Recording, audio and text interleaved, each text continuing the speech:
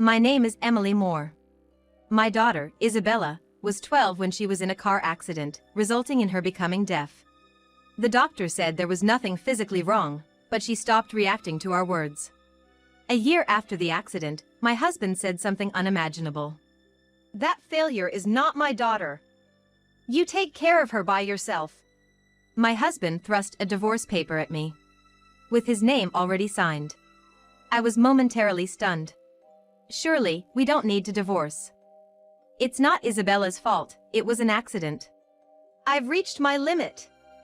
My daughter has to be outstanding. I can't bear the shame of having such a defective child as my daughter. How can you say such things? She is our child. That's exactly why I can't stand it. I can't deal with you two anymore. My husband is 2 years older than me. We met through a mutual acquaintance. He graduated from a prestigious private university and was top of his class. He holds a senior position in a major corporation, having followed a path of elite success. He was also very involved in our daughter's education, enrolling her in private schools since kindergarten and overseeing her studies. With his guidance, she was always among the top 3 in her class.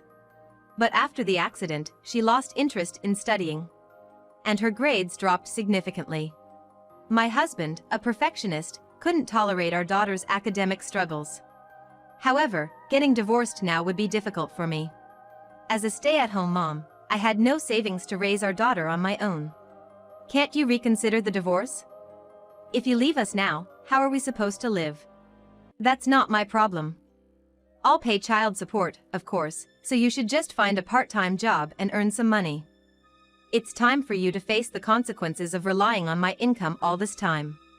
I never chose to be a housewife willingly. I had a career before, but I quit my job following my husband's wishes. He wanted his wife to be a homemaker, focused solely on household responsibilities. Though I wanted to work, I quit my job after persuasion from my parents-in-law. However, it seems my husband has completely forgotten about that time. I wanted to argue back, but I knew it would only lead to more fighting. Still, I tried my best to avoid divorce. If you want me to work, I will, but can we please not divorce? It would be a shock for Isabella to suddenly lose her father. To me, you two are just burdens. A deaf child is nothing but trash. How can you call your own daughter trash? During this exchange, our daughter came to us. She looked at us sadly. Then my husband approached her and whispered something horrendous in her ear. "Becoming such a defective girl. You should never have been born. You raised my hopes and then betrayed them." "What are you saying?" I screamed, but he continued. "She's defective and deaf, so it doesn't matter what I say. She can't hear anyway. Still, it's cruel to call your own daughter defective. The one who should feel sorry is me. I had expectations for her, spent money on her, and it all went to waste. I wish I could have all that money back." Don't you have any feelings for Isabella? Why would I?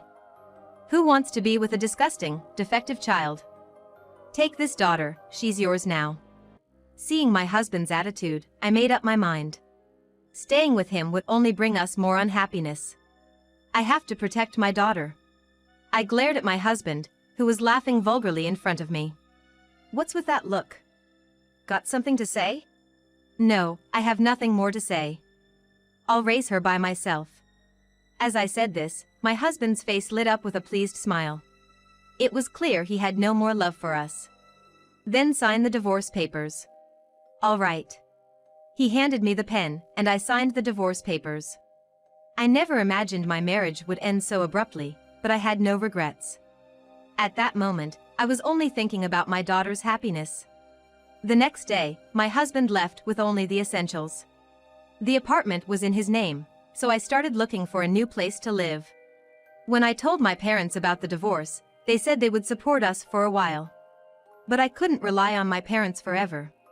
Soon after we started living just the two of us, I began job hunting and eventually found a full-time position.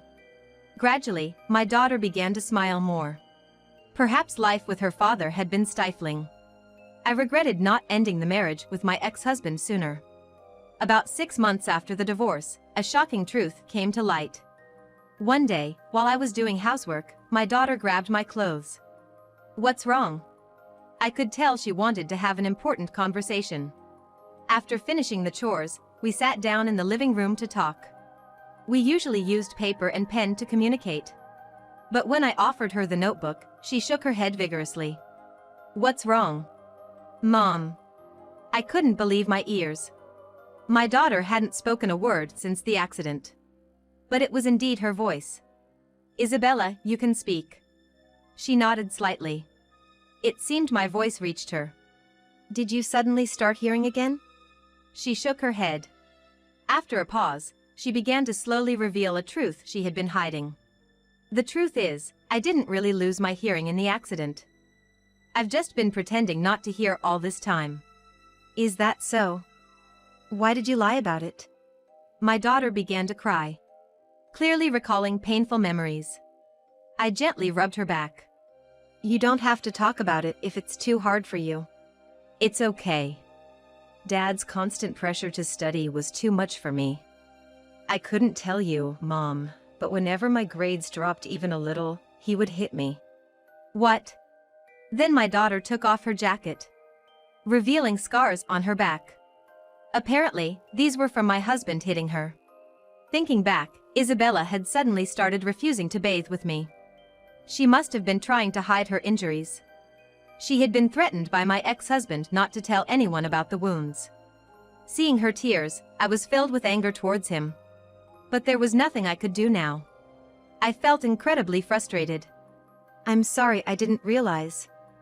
You've been suffering so much all this time," I said, hugging her gently.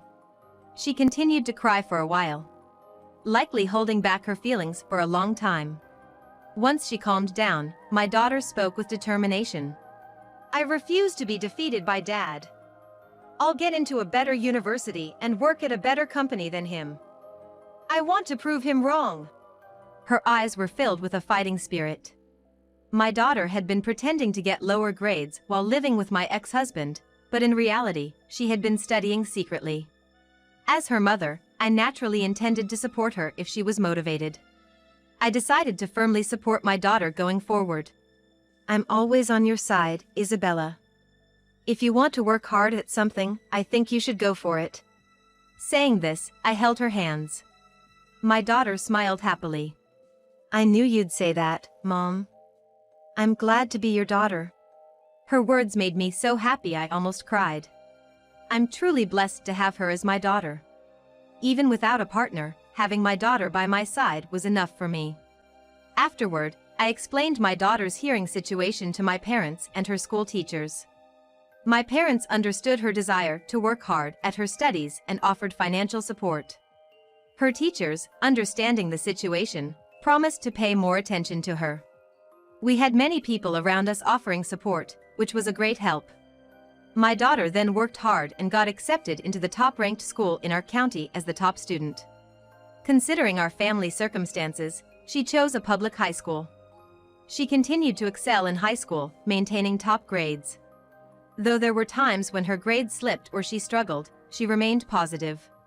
She expressed a desire to work in a field related to English and aimed for the foreign languages department in college. After persistent efforts, she successfully got accepted into the college she aspired to, which was also the one my ex-husband had failed to get into. My daughter was overjoyed at her acceptance. "With this, if you can get a job at a better company than him, you'll have surpassed him. Isabella, you've worked so hard. Your efforts are truly amazing. I could do it because you supported me, Mom. Thanks for cheering me on all this time.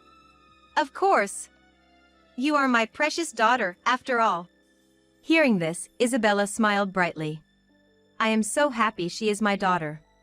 I wanted to continue protecting her smile. In college, my daughter maintained top grades and eventually graduated as the valedictorian, receiving awards for her academic excellence.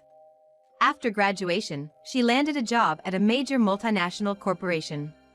As an adult, she began living independently. One ordinary day, unexpectedly, he showed up. My ex-husband. He came during a long vacation, apparently having tracked us down specifically to visit. It had been 10 years since I last saw him. Naturally, he had aged and put on quite a bit of weight. He must have been leading an unhealthy lifestyle. His clothes were pilled and his hair unkempt. "It's been a long time," he said, scratching his head and smiling awkwardly. "What do you want, showing up out of the blue like this?" "We're strangers now," I responded, without a smile, my expression cold. "Don't be so cold. I came all this way to see you." "I didn't ask you to come." "What do you want?" "Actually, I heard some rumors about Isabella." "Isabella?" Just then, my daughter appeared beside us, likely having heard us talking. As soon as he saw her, my ex-husband's eyes welled up with tears, and he walked towards her. "You've done well. Impressive. I heard you're making quite a name for yourself at the company," my ex-husband said, embracing Isabella. However, my daughter clearly looked uncomfortable. "Who are you?" "I'm going to call the police," she said in a cold voice, pulling away from him. Her eyes were as cold as ice. Seeing this, my ex-husband looked somewhat sad. "I'm your father, you haven't forgotten, have you?" "I don't have a father. My only parent is my mom." "Why come back now after you abandoned us?" "I was wrong back then. I didn't understand you properly." Apparently, my ex-husband had heard about Isabella from a contact working in a multinational company. Her remarkable achievements had become the talk of various companies, reaching my ex-husband's ears. He also learned that my daughter could hear. But he didn't seem to know that she had been pretending not to hear. "When did your hearing get better?" "I could always hear.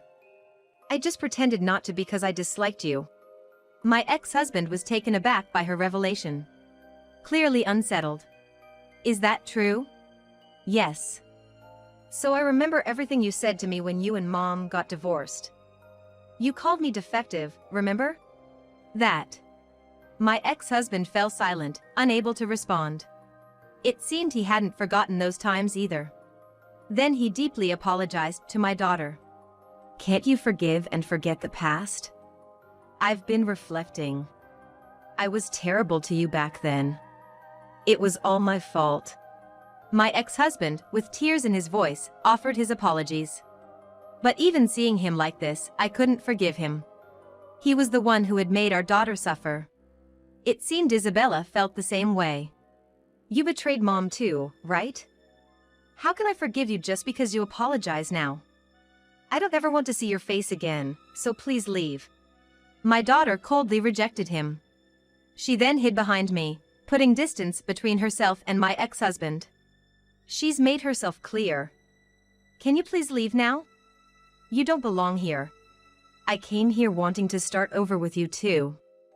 Living alone is too hard. How about we get married again and live as a family of 3? My ex-husband's ridiculous suggestion left me dumbfounded. Besides, I had a reason why I couldn't get back together with him. "Sorry, but I can't start over with you. Please give up." "Don't say that. I think we can make it work now. I won't be harsh on Isabella like I was 10 years ago, and I'll be kind to you." He deeply apologized to us. I decided to inform my ex-husband, who was oblivious to a crucial fact.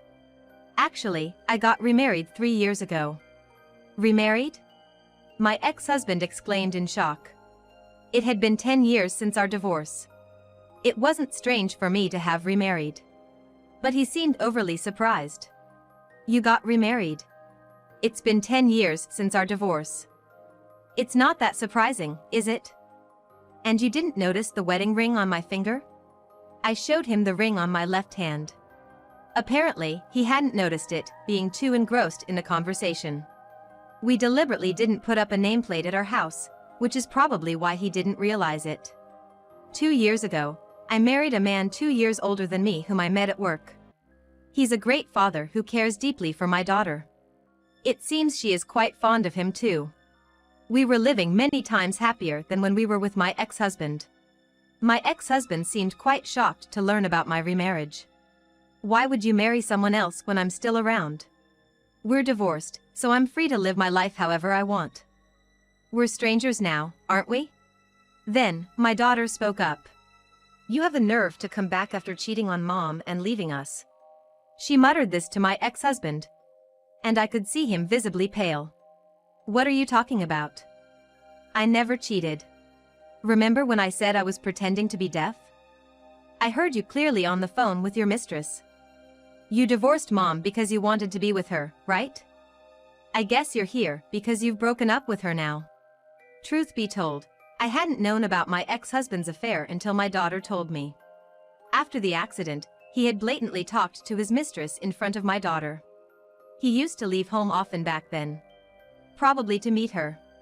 Later, I found out he had been cheating with a younger woman he met at a nightclub. And married her after our divorce. He must have loved her more than us. I could have demanded compensation for his cheating, but I didn't want anything to do with him anymore. I was wrong to cheat. But I promise I won't betray you two again.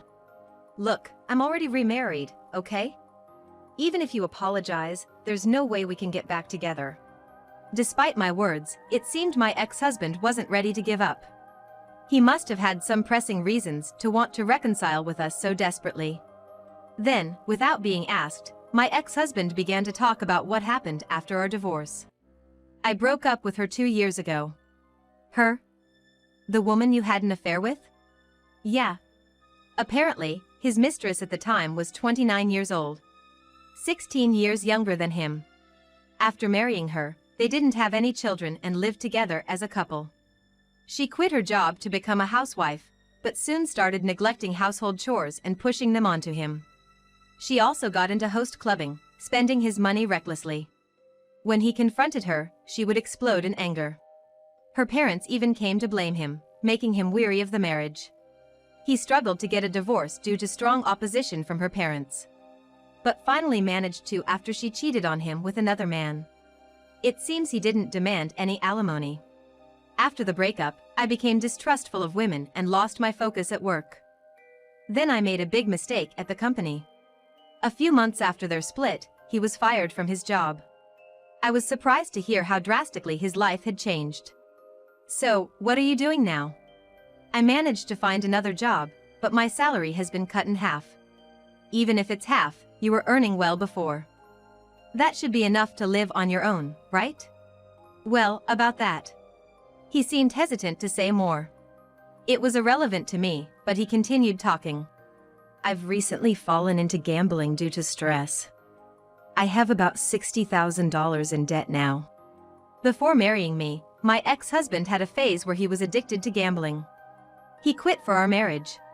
My ex-husband always had a habit of overspending when stressed. Even during our marriage, he once came home with a shopping spree worth nearly $6,000 after a bad day at work.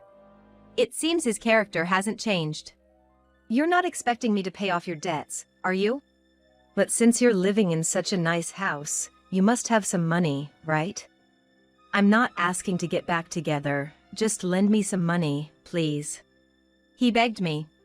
I was speechless at how far he had fallen. Of course, I had no intention of lending him any money. Thanks to my current husband, we were comfortable, but I had no money to waste on my good-for-nothing ex-husband.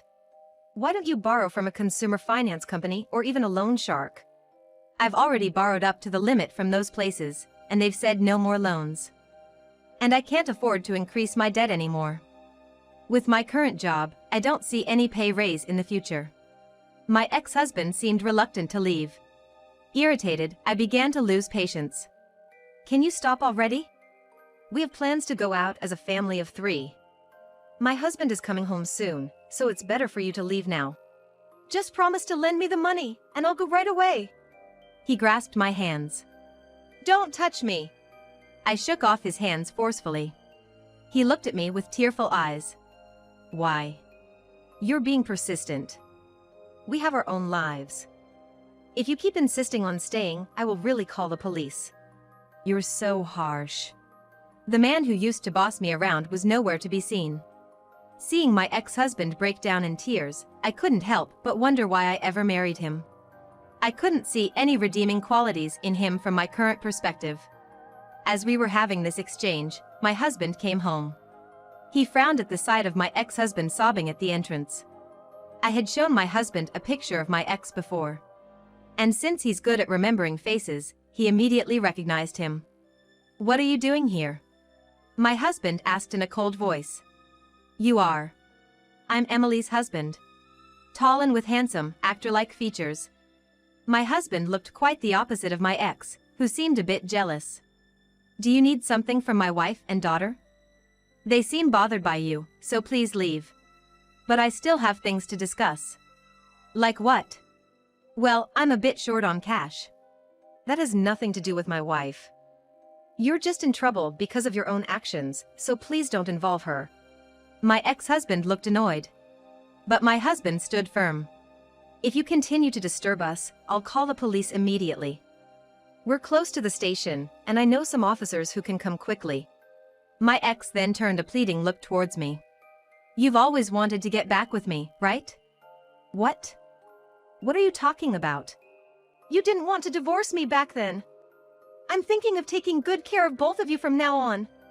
So, as my ex-husband desperately sought reconciliation, my daughter spoke up. "You should take a look at your own unsightly figure before you talk.